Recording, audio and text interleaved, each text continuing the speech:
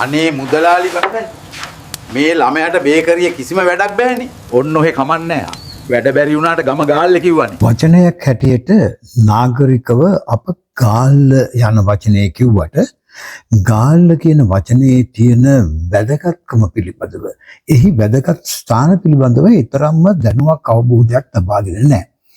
ඔබ දන්නවද යුනෙස්කෝ ලෝක උරුම අඩවියක් බවට පත් වී තිබෙන ගාලු කොටුව ඇතුළත පමණක් ඔබට නරඹන්නට පුළුවන් පැරණි නගරය, ඒ වගේම නොයෙකුත් විවිධ ගොඩනැගිලි සහ ස්ථාන. යුරෝපීය, ඒ කියන්නේ පෘතුගීසි, ලන්දේසි හා බ්‍රිතාන්‍ය, ඒ වගේම දකුණු ආසියානු බලපෑම් සහිත පටු වීදි වලින් සමන්විත ගාල්ලේ පැරණි නගරය ඔබට මේ කොටුව ඇතුළේදී නරඹන්නට පුළුවන්. යන්න, ඇවිදින්න, සැඟවුණු විවිධ තේ පානය කරන ස්ථාන, කැෆේ, කඩසාප්පු, ඓතිහාසික ගොඩනැගිලි සොයා ගන්න. ගාල්ලේ තියෙන වැදගත් දෙයක් තමයි ප්‍රදීපාගාරය, ලයිට් හවුස් එක. කොටුවේ කෙළවරේ තිබෙන සුවිශේෂී සම්දිස්ථානයක් තමයි පරිදර්ශක සාගර දර්ශන ලබා දෙන හිරු බැස යන ඇවිදීමට ඉතාමත්ම සුන්දර පරිසරයක් මේ ගාලු ප්‍රදීපාගාරයේ අවට තියෙනවා. ලන්දේසි රෝහල් පරිසරය තවත් වැදගත් තැනක්. අලංකාර ලෙස ප්‍රතිසංස්කරණය කරන ලද යටත් විජිත ගොඩනැගිල්ලක් දැන් සාප්පු, කැෆේ සහ අවන්හල් වලින් පිරීලා තියෙනවා. ලන්දේසි ප්‍රතිසංස්කරණය කරන පල්ලිය, ඔබ දන්නවද මේ වැදගත්කම? ශ්‍රී ලංකාවේ පැරණිතම පල්ලි වලින් එකක් තමයි මේ. සිත් ඇදගන්නා සුළු සොහොන් ගල් සහ යටත් විජිත ගෘහ නිර්මාණ ශිල්පයේද මෙහි ඇතුළත් වෙනවා. ගාලු කොටුවේ ඔරලෝසු කනුව ආචාර්ය පීටර් ඩැනියල් ඇන්තනීස් අනුස්මරණය කරමින් තමයි 19 වෙනි සියවසේදී මෙය ඉදිකරන්න ලැබ්දේ. ඒ වගේම කොඩි පර්වතය, අරෝරා, නෙප්චූන් විශ්මය ජනක මුහුදු දර්ශන හා ඓතිහාසික අවබෝධය සඳහා මේ බලකොටුවේ තනින් තන ඔබ නිදහසේ ඇවිදින්න. ජාතික සමුද්‍ර කෞතුකාගාරයක් ඔබට සමුද්‍රයේ ඉතිහාසය ප්‍රදර්ශනය කරමින් තරණේ ලන්දේසි ගබඩාවක තියෙනවා. මේ සියල්ලම නරඹන්න ආරාධනා කරනවා ගාල්ල ගැන වැදගත් දෙයක් කියන්න කලින්. අනේ මුදලාලි බං මේ ළමයාට බේකරිය කිසිම වැඩක් බෑනේ. ඔන්න ඔහෙ කමන්නේ වැඩ බැරි වුණාට ගම ගාල්ල කිව්වනේ. ඕක තමයි ඉතින් කතාව නේද? වැඩ බැරි වුණත් ගම ගාල්ලේනේ. වැඩ බැරි වුණත් ගම ගාල්ලේනේ කියන කතාව දැන් මුළු රට පුරාම ඕනෑම කෙනෙක් දන්න කතාවක්. ඇත්තටම වැඩ බැරි වුණත් ගම ගාල්ලේ කියන එකේ ඇත්තක් තියනවද? ඒ කියන්නේ ගාල්ලේ ඉන්න වැඩකාරයෝ හොඳ දක්ෂ.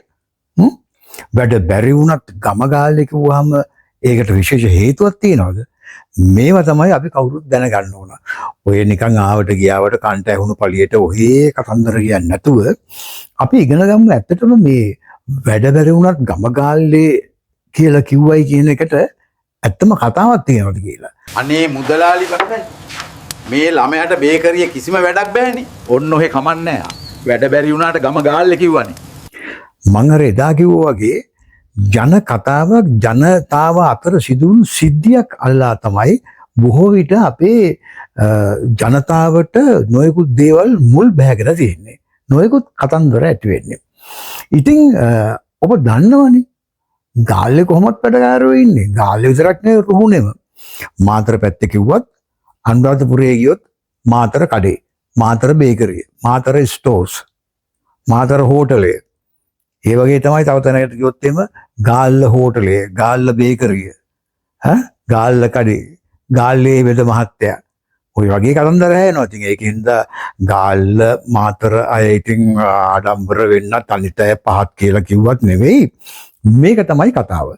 දැන් ඔබ දන්නවා ගාල්ල පැත්තෙන් මාතර පැත්තෙන්, ඒ කියන්නේ රුහුණෙන් කවුරු හරි කෙනෙක් ලංකාවේ ඈත පළාතක වෙනත් ඈත පළාතකට ගියොත් ටික වැඩ අල්ලගෙන දක්ෂයා වෙලා ඒ ආයතනය නැත්තම් ඒ ආයතනයේ පුළුවන් නම් සල්ලි වලට අරගෙන, එහෙම නැත්තම් වෙනින් කඩයක් දාගෙන, බේකරියක් දාගෙන, හෝටලයක් දාගෙන ටික දියුණු වෙලා ඒ පළාතම අල්ලගෙන ලොකු මුදලාලි කෙනෙක් වෙනවා. ඒක සාමාන්‍යයෙන් සිදුවෙන දෙයක්. ඔය රුහුණෙන් ගියොත් එම ගියාම තමයි ඉතින් මිනිහා මුළු පළාතම අල්ලනවා.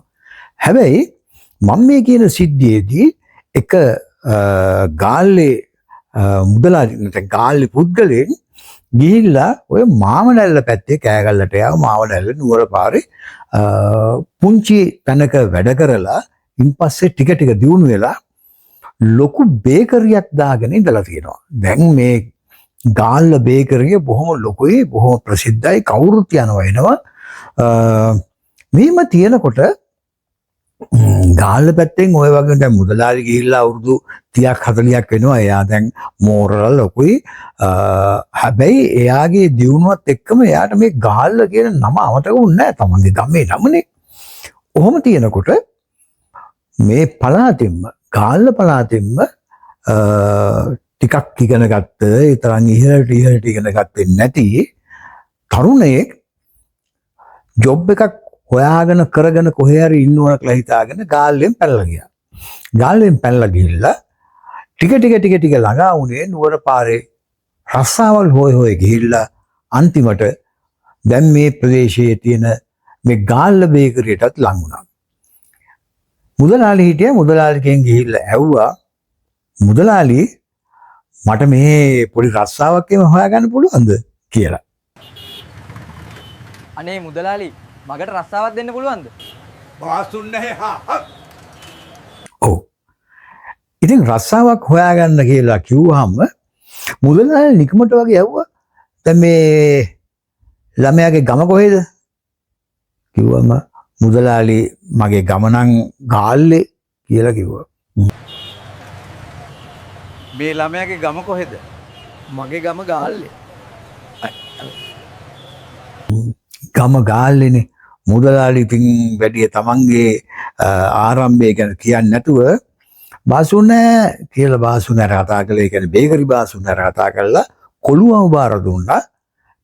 මොකක් හරි වැඩක් පුරුදු කරලා අරගෙන බේකරියේ වැඩට ගන්න කියලා. දැන් ඉතින් ඔබ දන්නවා සාමාන්‍යයෙන් බේකරි එක නැත්නම් බේකරි ස්ටෝර්ස් එක ඉස්සරහා පාම් බනිසරු මේවා තියලා ෂෝකේස් තියන් හිටියට පිටිපස්සේ තමයි පෝරණුව තියෙන්නේ, දර තියෙන්නේ, පාන් තටි තියෙන්නේ, ඔක්කොම තියෙන්නේ. දැන් මේවා ඒ වැඩ කරන් තමයි මේ කොළුව යොමු කරේ. මේ කොළුව දැන් මේ පැත්තේ ගිහිල්ලා දැන් ලොකු බාසුන් නැහැත් එක්ක වැඩ පටන් ගත්තා. වැඩ පටන් ගත්තට මේ කොළුවට මේ ලෝකේ දෙයක් බෑ. කියන එක වරද්දනවා, කියන එක හරියට කරන්නේ නැහැ. ඒක දර කැලලක් දෙයක් ඉන්නත් ඒක තමයි කරන්නේ. වෙන දෙයක් කොටින්ම කියනවා මෝලියක් අල්ලන හැටි, එහෙම නැත්නම් පාන් හදන්න ඕන කරන ඒ මික්ස්චර් එක හදන හැටි, මේවා ගැන කිසිම අවබෝධයක් ගන්න බෑ. ඉතින් දවසක් මේ ලොකු බාසුන් නැහැ මේ කොළුවට කෑ ගැහුවත් එක්ක. ඔය ළමයට බේකරියේ කිසිම වැඩක් කරගන්න බෑනේ. කොහොම තව ටික දවසක් ඉඳලා ඉවරලා දවසක් මුදලාලි පිටිපස්සට ආවම, ඒ කියන්නේ මුදලාලිට දැන් මේක කියලා කියන්නත් බෑ. මුදලාලිනේ කිව්වේ මේ කොළුව පුරුදු කරලා ගන්න කියලා. මුදලාලි දවසක් මේ බේකරිය පිටිපස්සේ පෝර්ණුව පැත්තට ආව වෙලාවක ලොකු බාසුන් නැහැ කිව්වා. අනේ මුදලාලි බං මේ ළමයට බේකරියේ කිසිම වැඩක් බෑනේ. ඔන්න ඔහෙ කමන්නේ නැහැ. වැඩ බැරි වුණාට ගම ගාල්ලේ කිව්වනේ. මුදලාලිට දෙලෝරක් වුණා. ඒ වෙනකොට මුදලාලි හිතන් හිටියේ දැන් කොළුව සෑහෙන්න වැඩ ඉගෙනගෙන ඇති කියලා. මේ කොළුවට මේ ලෝක දෙයක් බෑන් දැන් එලවන්න එපේ. බාසු නැහැ කියන්නෙම යවල දාන්න කොහෙට හරි කියලා. හරි බදයක් කරදරයක් මේ ලෝක වැඩක් ඉගෙන ගන්න. ඔන්න ඔය යවල දාන්න මුදලාලි කියලා. මුදලාලි ගත් කට්ටම කිව්වා. මුදලාලිට ගම මතක් වුණා. අතීතේ මතක් වුණා. පුංචි කාලේ මතක් වුණා. එයා ආපු ගමනත් මතක් වුණා. එයා රැඳිච්ච හැටි, දියුණු වෙච්ච හැටි මතක් වුණා. මුදලාලි ගත් කට්ටම මහ බාසුන් නැහැට කිව්වා. ඔන්න ඔහෙ කමන්නේ නැහැ. වැඩ බැරි වුණාට ගම ගාල්ලේ කිව්වනේ. වැඩ බැරි වුණාට ගම ගාල්ලේනේ. ඔන්න ඔහෙ තියාගමු බාසුන් නැහැ කියලා. ඔන්න ඕක තමයි කතන්දරේ. එතනින් එහාට මුළු මහත් රටේම සමාජයෙන් පැතුරුණා වැඩ බැරි වුණත් මිනිහාගේ ගම ගාල්ලේ කියලා. ඒකින්ද අද ඉතින් කොල්ලෝ ඉලන්දාරියේම නිකන් ඉලන්දාරිකමරත් එක්ක පොඩ්ඩක් කොලර් එකේම උසලා මල්ලි අපි වැඩ බැරි වුණත් ගම ගාල්ලේ කියලා කියනවා.